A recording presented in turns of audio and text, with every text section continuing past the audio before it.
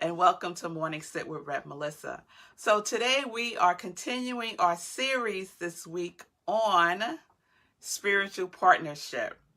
And I got some questions yesterday from yesterday's SIP about more about spiritual partners and more about the soul and how we facilitate or support the person that we're in relationship with, souls evolving. So we're going to get into all of that. So thank you for the questions. Like, keep the questions coming. DM me, text me, send me an email. I'm just thinking about someone gave me some notes that I should just give one way of being in touch with me. So DM me. How about that? Okay, so DM me your questions, your comments. If you have a particular topic that you want me to talk about as it relates to spiritual partnership or any other subject as it relates to the realm of spirituality, I will be happy to take a look at that. So, spiritual partnership. So, I want to take a step back and just define what spiritual partnership I'm talking about. So, the spiritual partnerships I'm talking about are love relationships, our relationships with our significant other, our spouse, boyfriend, girlfriend, whatever. The person that you are in a committed love relationship with is what I'm talking about when I talk about spiritual partnership. And is that spiritual partnership grounded in you supporting each other in your own spiritual growth, right? So a lot of times we just jump into relationships. You know, we're just feeling good. You know, we're on that high and that honeymoon phase, and we just like going along just to go along because it feels good and we feel that we love this person, love is present, right? And there are no conversations happening, or there might be. Are there conversations happening that are based in what your intention is for the relationship? So not from the place of like, what's the next step that we're going in our relationship? Like, are we going to get married? Are we going to, not that conversation. The conversation that is rooted in what is my intention in this relationship? What is it within me that I know is going to show up in this relationship that can manifest disharmony, unbalance, disagreement, right? Because we're in relationships, so those things are going to come up. But what we don't do, or sometimes what we don't realize we're doing in relationships, are bringing past experiences into the current relationship unconsciously, right? And remember about the law of thinking, the law of consciousness, our subconscious mind, right? That program that's running there can also be running in our relationships, right? It's not like all of a sudden everything is perfect, right? In the sense that you have resolved all of the issues that you need to resolve within yourself. You bring your whole self to that relationship. So what is the intention there? Are you holding an intention for that person to evolve, to grow spiritually, to recognize their wholeness and the path that they may need to take in order to do that? Are you on the path with them? Are you headed in the same direction? Like a real conversation about that, right? A lot of times we just make assumptions that the person is on the same page as us, that the person is on the same level of consciousness as us. And it's not until we're in the thick of it that we realize there's a disturbance in the force. Let me take a step back and look at this. But is that person willing to take a step back and look at it with you? And you for them. So someone asked the question. I got two questions that I wanted to answer. Someone asked the question, how is spiritual partnership a spiritual practice? So it is, because you're practicing every day with this person to be your best self, to do your work, right?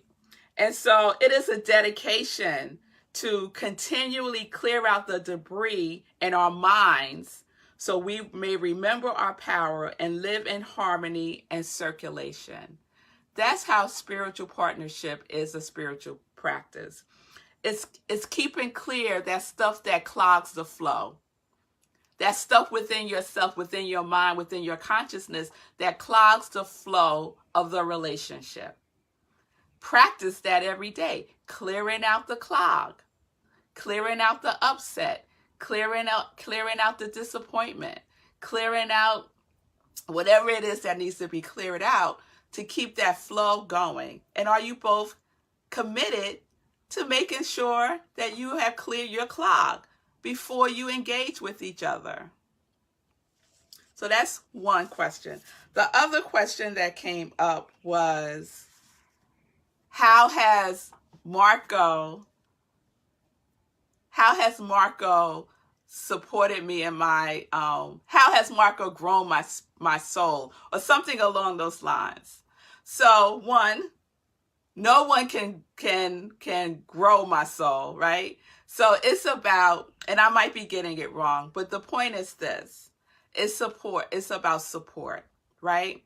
So if we say that we're in a committed relationship with each other, and if we can articulate to each other what that actually looks like, because my idea of commitment and your idea of commitment can be two different things. And if it's not articulated, and if it's not demonstrated in our behavior, then it's something else. It's something else. So that commitment to each other's spiritual growth is really important, right? Spiritual partnership is a partnership between equals. That's important for the purpose of spiritual growth. So I can say that Marco is committed to my spiritual growth. And how do I know that? How has that been demonstrated? It's been demonstrated over time, right? So that we didn't like all of a sudden recognize that we are in this relationship for each other's spiritual growth. That kind of evolved in our relationship. It evolved into a consciousness of spiritual partnership, right? And so in the evolution of our spiritual partnership, as I did my work and as he does his work, we came to recognize that there are things within ourselves that need healing, that need to be revealed and to be released, that were being played out with each other, right? On a very subtle way, and most of the time in a very subconscious way, right? So yes, what are our agreements about our relationship? What are our commitments? What is your intention for your relationship? Your relationship with yourself, your relationship with your higher power, and your relationship with that person that you are in a spiritual partnership with, right? And it needs to be intentional. So let's say you're just getting in a relationship. You've been in a relationship for a little bit, and you're thinking about, okay, let's be in a committed relationship with each other. And you just, bam, you're in a committed relationship. I would say at that point, have the conversation if you haven't had it yet. What does relationship mean to you? What are some of your unresolved hurts? What are some of your unresolved disappointments? Because they're going to come up in the relationship. the person that you're in relationship with is going to project back to you those things within yourself that need to be healed. That's why we are in relationship. We need each other. We need each other. We reflect back to each other. We provide each other with that information. Are you committed to me working through that?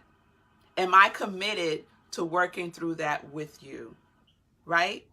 A lot of times, remember that subconscious mind and our conscious mind. Our conscious mind is usually in the past or in the future. And our subconscious mind is the storehouse of our memories.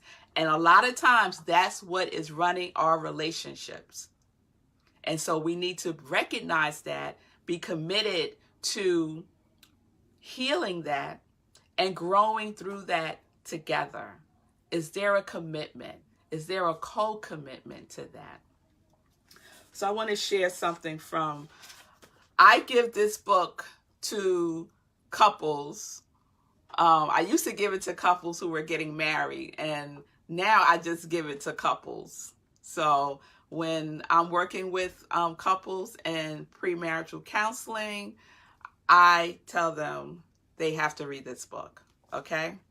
It's a great book. It's called Conscious Loving, The Journey to Co-Commitment, a way to be fully together without giving up yourself. Because that's another thing that we tend to do in relationships. We give up ourselves. We give up ourselves, and it impacts the quality, the energy, the relationship. You can't give up yourself. Where you going? Right? It's there. You're there. So, what is co-commitment? A co-committed relationship is one in which two or more people support each other in being whole, complete individuals. The commitment is going all the way. The commitment is going all the way to letting the relationship be the catalyst for the individuals to express their full potential and creativity. In a co-committed relationship between two people, it takes 100% responsibility for his or her life and for the results they create. So we are taking 100% responsibility for what we are creating. I am creating this relationship. You are creating this relationship. Are we co-creating? Or are you over here doing your thing and I'm over here doing my thing? That's not spiritual partnership. There are no victims in co-created and co-committed relationships. In fact, victimhood is impossible when both people are willing to acknowledge that they are the cause of what's happening to them. There is little conflict because neither person plays the accusatory victim role. With the energy saved through lessened conflict, both people are free to express more creativity. A co-created relationship is one in which two people access more of their creativity as a result of their loving interaction. So what is it that we're co-creating together? Are you taking responsibility, 100% responsibility for what you are creating in your relationship? Or are you blaming it on the other person? He made me mad. Really? Let's check within. What's really causing the upset here? It can't be this person, really, because is this the first time you're having this feeling? No. So this is an old story. This is an old feeling, right? This is an old feeling that you're now projecting out into this person. And does that person have the commitment and the intention to stand there with you as you work through that, as you allow yourself to grow, as you allow yourself to realize that this is an opportunity for my spiritual growth and for me to heal that which is disturbing, that which I have been holding and not knowing what to do with. And now I do. And now I have someone who's in that commitment with me. So it ain't all roses and peaches and rainbows, right? It's a commitment. And so the commitment is your intention to hold the space for that person when they're projecting on you. You know, in love, that this don't have nothing to do with me. Now, that's not to say that there's not conversations that need to occur about how we're going to be with each other. Let's be for real. How are we going to be with each other when I'm in my upset? So I just want to share one quick thing. When Marco and I first got married, we quickly realized that we had totally different communication styles. Totally different. Didn't recognize this, know this before we got married, right? We were very comfortable in our silence with each other. And it was like a cool thing. Oh, I'm so comfortable being silent with him. He's so comfortable. We don't have to talk all the time. Oh, it's so lovely. You know that phase, like everything is just so wonderful, right? And then we got married and we had a conflict about something and he wanted to talk about it right away. I didn't. I wanted to be silent. I wanted to process it and I needed to kind of just figure all this out. But he wanted to be engaged in it. So now we're in a conflict about how we're going to resolve a conflict, right? Never talked about. So how do you resolve conflicts? Who has that conversation? But in spiritual partnership, those are conversations that need to be had, right? So we met a middle ground. What we decided to do was, because he had the need to get out what he needed to say right then and there. And I had the need to take a step back and kind of just figure this out for a moment before something came out of my mouth that was not sacred words, right? I didn't want to use an unconscious tongue.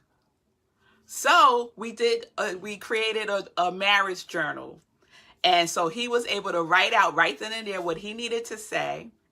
I was able to be with myself and then write out what I needed to say. We both read it and then we could come together and love in a loving way, right? Really recognizing what was really going on. So that's one of the tools that we use in our marriage. We haven't needed to do it as much as we did when we first were married. But communication, the intention behind your communication is so important. Is the intention love? Is the intention spiritual growth? Or is the intention fear-based? So be aware that in spiritual partnership, there is a commitment to the spiritual growth and the evolution of the soul, in the sense of your soul is just creating. It's just creating. On a metaphysical level, the soul creates whatever it is without any judgment, right? So be present, have the conversation, be in communication, decide what is your level of co-commitment, decide what is it that we're co-creating in spiritual partnership with each other. So I said a mouthful today. I think that was more than a sip, but I hope that was helpful, and we're going to continue with this series. Please continue to send in your questions. Please continue to make suggestions or have questions for clarity. I love it. I love it. Keep it coming. So today we are in a good vibe. Good vibe. I love, and I love spiritual partnership. And in spiritual partnership, there's a lot of good vibes. There's a lot of good vibes. So vibe on yourself, because the most important relationship is your relationship with your higher source, and your relationship with yourself in relationship to your higher source, and your relationship with your significant other. So peace and blessings. I love you much. Thank you all for being with me today live. Have a wonderful day and enjoy.